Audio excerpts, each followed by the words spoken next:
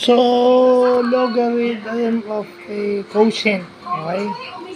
Pag logarithm of a quotient, iso-subtract natin. Or kung given is subtraction, i-divide natin. Ganun lang yun. So, ito ay nakuha sa law of exponents na kapag i-divide mo yung exponent with the same basis, kasi same yung base nito. Pag i-divide mo yung exponents with the same basis, ima-minus mo o iso-subtract mo yung exponent. So, kinuha lang dito. Kasi yung kabila, yung product of a logarithm, pag same yung base, i-add mo yung exponent. So, yun. Doon nakuha. So, naintindihan na natin.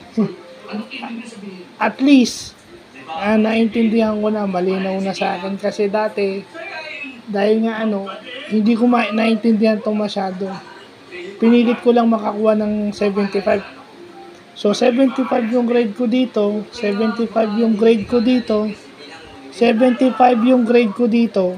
So, kailangan kong balikan para mas maintindihan. So, yun lang po.